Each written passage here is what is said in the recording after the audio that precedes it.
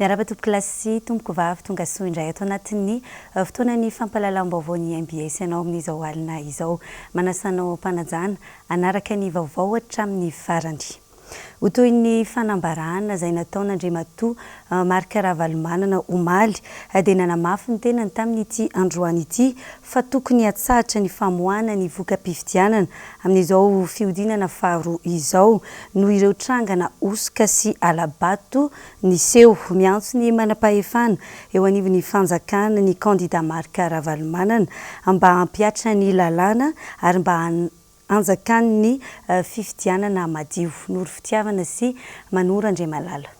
Nanamafy ny kandida Marc Ravalomanana androany ny amin'ny tokony hanajanonana amin'ny fomba aingana ny famoahana ny valim-pifidianana amin'izao fiodinana faharoa izao. Vokatry ny fahitany ny trangana Osika sy ny tsy fangararana izay ananany porofo mivaingana no antony. Miantso ny manam-pahefana eo anivon'ny fanjakana araka izany ny Andriamatoa Marc Ravalomanana mba hampiatra ny lalàna velona mba hisia ny fifidianana madio sy marina. Miravaka antsio vaoaka malagasy rehetra izay ao anatin'izao fanomanana ny fety izay ataontsika raha ny krismasy zany. Miazakazaka hoe aminareo ny raharam-pirenena indrindra taorian'ny fifidianana farany teo iny ka dia nahafety azy dia verinay fa didy sy andraikitra ny milaza ny marina momba ny fifidianana fiodinana faharoa amin'izay filohan'ny République Madagasikara io. Araka nefa voalazako tamin'ny fanambarana izay nataoko malerady dia betsaka tokoa ny tsy fanarahan-dalàna ny Osika ary mihetraketraka nanditra ny fifidianana faharoa amafisika tato fa tena nitrangy zany nandritra meloa nandritra ny androm-pifidianana. Na dia efa nisy aza ny porofo eto am-pilatananay dia manao avy ihany amin'ny foka malagasy rehetra izay nahita sy niaina ny Osika fandrahonana ary ny fampiasan-kely mba hahosahy hitsangana hijoro vaovolombelona satria masina loatra hoe aminareo anytanindrazana ka anao mba tena zavatra marina asehotsika amafisika tava ary efa namafisika omaly any keo tamin'ireny débat ireny fa tsy mitsipaka mihitsy ny valim-pifidianana raha toaka ao anatin'ny fahamarinana tsy misy fitongolanana tsy misy Osika ary ao anatin'ny fanararana tanteraka no nanatanterahana ny fifidianana. Amba ny mpitondra fanjakana ny filoham-pirenena izay par intérim, ny président de la République par intérim, ny premier ministre ary toy ny senia mba handray ny andraikiny izay tarify azy tsirairay aby ary hampiatra ny lalàna manan-kery fa toa ataon'ireo dia tsy hita fotsiny ny zavatra mitranga eto amin'ny tany sy ny fanjakantsika. Ohatra mazava tsara ny lalàna raha ny momba ny fampiasana karamanondro sandoka kanefa dia tsy eno ary tsy hita mihitsy izay fampiarana ny sazy atao amin'ireny olona mampiasa ireny karamanondro sandoka eny nefa dia tena misy porofo. Nisy ihany koa ny fampiasan-kely ka nahafatesana olona ary naratrano dia tsisy hetsika misy nataon'izareo anafisambolana kanefa dia tsy misy fandraisana ndraika hoe tsy mbola nahelona iray ary izahay eo sambotra olona nitifitra le tany Kazoabo sy tany Faradofay misy bulletin unika niparitaka kanefa seny dia tsy nandrainy ndraiky ary mitoerana anankiray tany Ngoloko ihany mba lazany hoe nisy fahazo dia izany ary hoe gardien na mpiara-tanàna no hitany ireo zavatra zao mba takina mampiatra ny lalàna very zareo efa mba mijery tokoa very izy hoe manaramaso rehetra ny zavatra atao fireneny ty ary vahoaka malagasy noentina tokony aseho tsara no modely ny mpitondra hoe tena manao ny asanay zay ny antony ametrahana an'io gouvernemanta izay iraisany io dia hoe anao mission anatanteraka ny fifidianana amin'ny karanara mba hoe ken'olona rehetra crédible ary indrindrindrindra tena manarara transparente.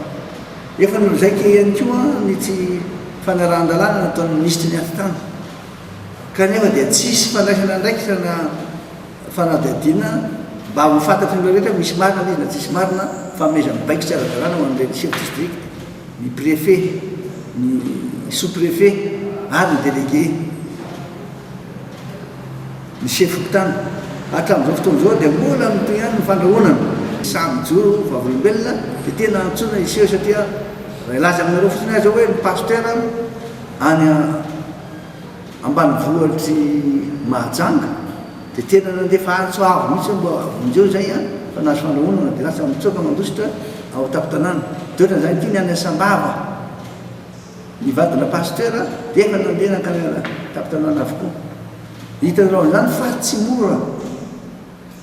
ny mampita le vaovao makany amin'ny tompony andraikitra. Manao be marerina fotony zareo fa tsy hinono mihitsy zany atao sy ny anjo mba hisy ny fifidianana magnarahara tsy misy osoka ary hitondra ny firenena amin'ny filaminana dia manao zao fitakiana izao izahay. Voalohany ary atsahatra avy hatrany aloha ny famoahana ny vanim-pifidianana ataony tsiny fa manakorotana saim-bahoaka fotsiny ao zay mahita fa tena tsy marina eo. Faharoa atao avy hatrany ny fampitahana ny PV isaky ny bureau fandatsaham-bato. Io zany le hoe jerevana mihitsy zany ny procès verbal isaky ny fandatsaham-bato le bureau de vote reo. Fahatelo atao ny fanamarinana bulletin unique nampiasaina isaky ny bureau fandatsaham-bato, ny numéro de série raha mifanaraka amin'ny sosy ary ireo bulletin unique tsy nampiasaina tena zava-dehibe zany. Fa efatra farany ary dia ampiarina avy hatrany ny lalàna manan-kery amin'ireo olona namon'olona nampiasa karaman'ny sambo ary ireo mpampioro olo sy nampiasa ny zavatra osoka toy ny bulletin unique. Tena akataranay atakinay ny asan'ny gouvernement tany amin'izany satria fantatray fa manana diditsy andraikitra izy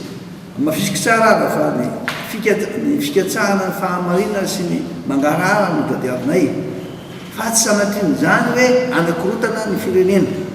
tsy ekena ny tsy fanajana ny lalàna raha toa ka firenena tandarany i Madagasikara mamerina manao antsoavo amin'ny vahoaka malagasy ny tena mba tena sahijory izy ireo ny tsy fanarandarana koa dia tokony hosaziana araky ny lalàna misy reo olona zay nanao an'izany ary mirary koa raha mirary mba samby anao fety sambatra krismasy sambatra isika rapitso ary dia mbola mamerina hoe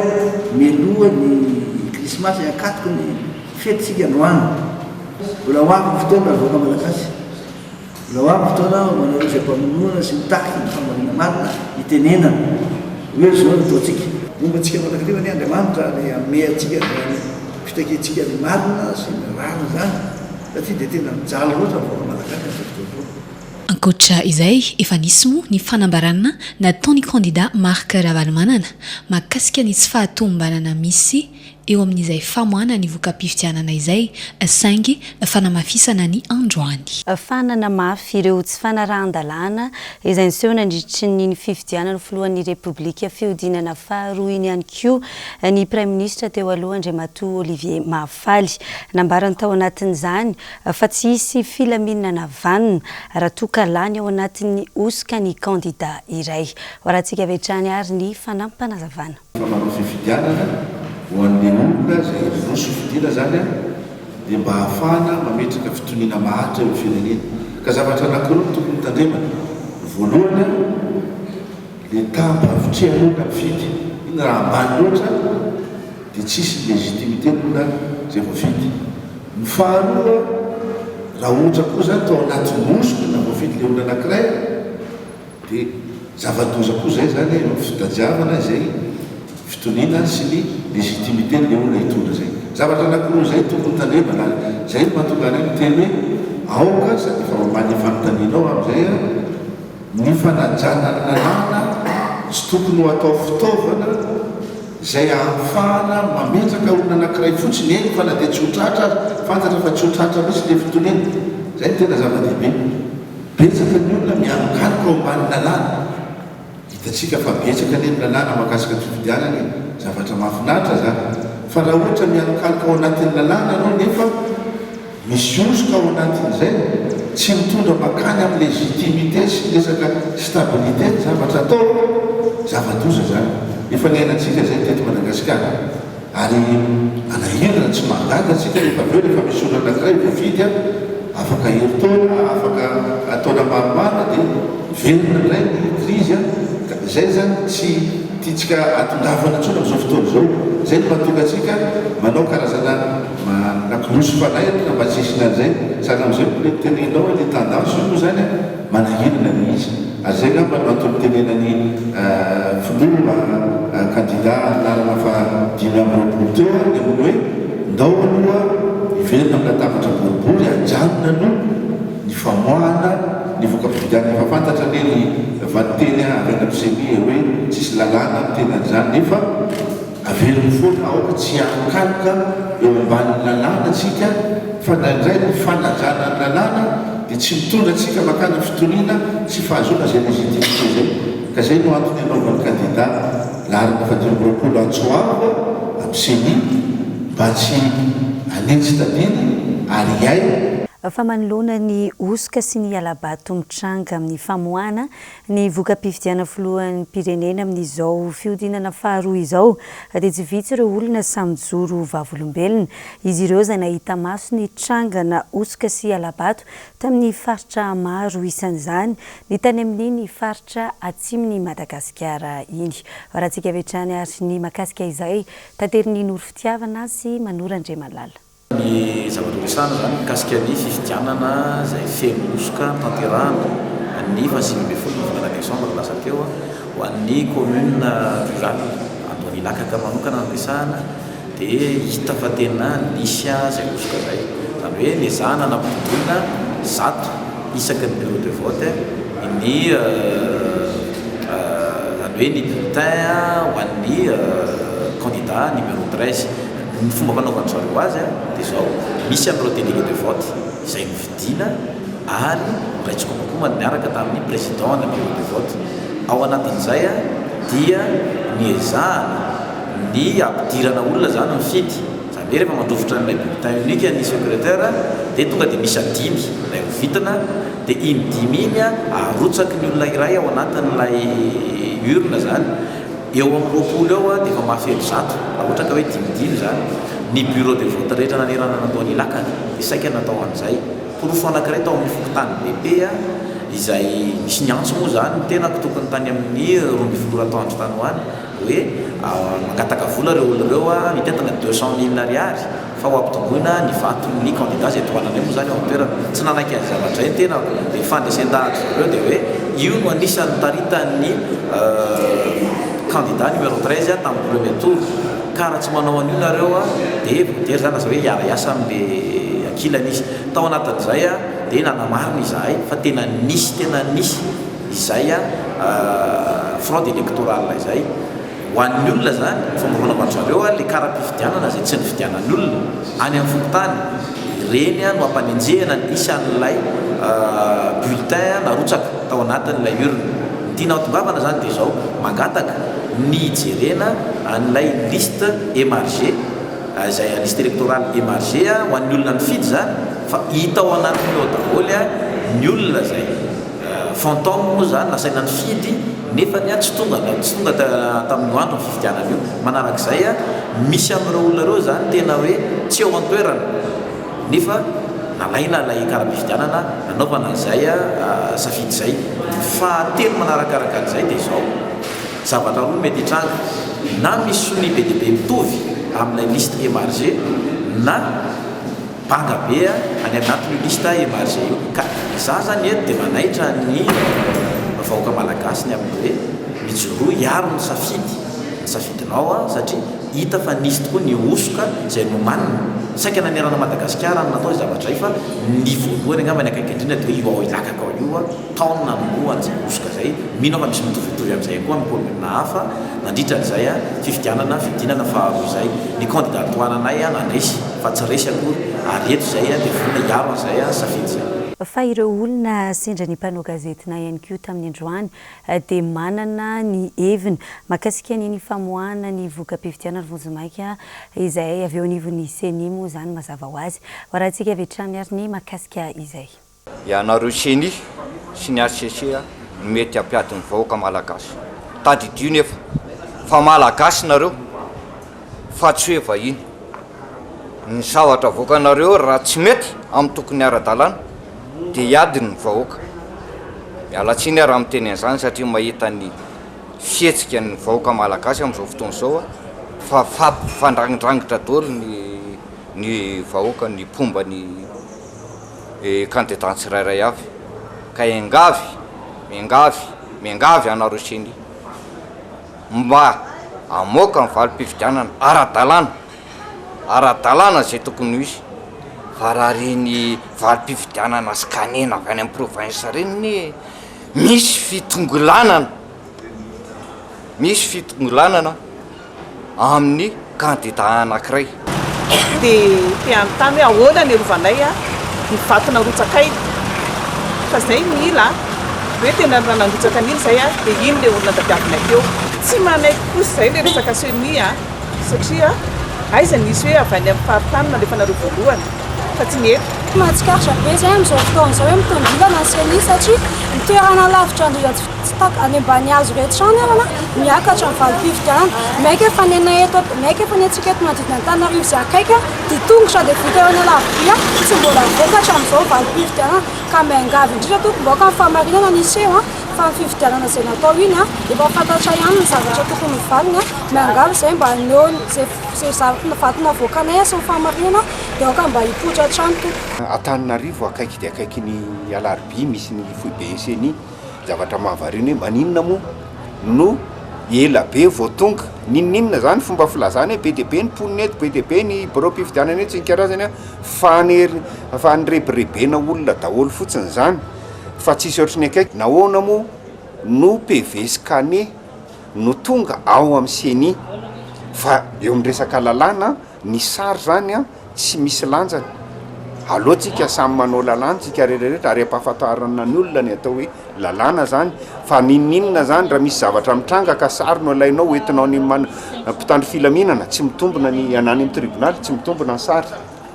fa ny vavolombelona ny pirofo mipetraka zay zany no eken'ny olona ka eo zany mampieritreritra hoe le scanner le PV scanné afaka miovaovy iny afaka ovany iny alaina sary iny dia zavatra fa iny ny tonga aty nefa tsy iny ny tena original eto amin'ny Antananarivo zany dia tena diso fanantenana be mihitsy zay satria ny vatona rotsakay sy ny safidinay tsy mbola mivoakatra amin'izao fa ny any amin'ny sisiny lavitra dia lavitra any tena hoe diso any tonga be ambany maso tsy hita ampy zay fanambakana vahoaka malagasy ampy ny fanambakananay ampy ny fanambadonanay misy fotoana itenenana dia misy fotoana anginana dia tsy afaka anaiky an'izao tsony zay satria etapoko itapirenena mihitsy fa mitongilana dia mitongilana ny CENI tsisy afaka andahan'izany na iza tsy ambakaina an'izany tsony zay tombo lafim-baovao hafa kosa indray noho ny fahatongavan'ny asaramanitra dia tsy nanadiny mpiara-miasa aminy ny mpitantana eo anivon'ny boriboritany voalohany tamin'ity androany ity hindeha ary rahantsika ny sary tanteriny Rina Rabe Mananjara tsy noadinono ny teo anivon'ny boriboritany voalohany ny nanolotra fanomezana ho an'ireo mpiara-miasa rehetra avy eo amin'izany boriboritany izany tsy nangasiasy ireo mpiasa hiatrika ny asaramanitra satria nahazo vary ny biscuit ny vatomamy avokoa izy ireo mba amalifaliny ny angonany araka ny nambarany délégué-ny boriboritany voalohany dia natao izao hetsika izao mba ho fanamafisana ny firaisankina sy ho fanamafisana ihany koa ny fifankatiavana eo amin'ireo mpitantana sy ny mpiasa rehetra ary ampitiavana ho firaisankina amin'ny mpiasa atao anatin'ny boriboritany voalohany tonga marina ny fotoana tonga ny asaramanitra ary tonga koa nefa ny fety mpamonjy zay lehibe andraralisika amin'izao fotoana izao satria mandalo zavatra sarotra dia sarotra amin'ny firenena kanefa zany rehetra zany tsy maintsy atao ampitiavana ary atao ampilaminana fa amin'izany ara mba ao anatin'ny fiarahanay zany atao anatin'ny boriboritany dia nanolotra andreo moa izay délégué telo mirahalahy any mpiasa mba ho aniva fifiarahamonina sy fifankatiavana satria fety mpianakaviana izy dia natao sakafo sy zavamamy mba ho mamy ohatran'izay ny fiarahanay atao anatin'ny boriboritany tsy aiky ny alatsinainy manao n'ilay fanadiovana fao be foana zay mba ho fitsinjovana zay fiarahan'izay ny fanampiana an'ireo satria miavosa amin'ny fako reraky ireo mpamampalalana dia manao an'izay satria sabotsy lahady moa zany ny tena hitantsika hoe tena enjany io fakoa dia izay koa ny tomba nanisany efa zavatra lehibe anankiray izay mivokarinay tsy resam-pifidianana nanaovana izany fa ezaka mihitsy ho toa-pisoam-bahoaka eny nisy dia nisy ihany ny karazana hoe maivava eo anivon'ireo mpivatraka nefa ny tsy izay aloha ny jereny satria tanjona hoe ho avy mimpamonjy ao koa tsy tokony nisy lonilony amin'izao fety zao fa dia fifaliana mandrakariva ary mirary zavatsoa ho an'ity firenen'ity koa zahay mampirisika ny ampiara-miasa amin'ny rehetra ihany keo ny délégué ny boriboritany voalohany mba samy hanao ny ezaka anatsarana ny fomba fiasa ary mirary soa azy ireo mba samy hanao fety sambatra avokoa.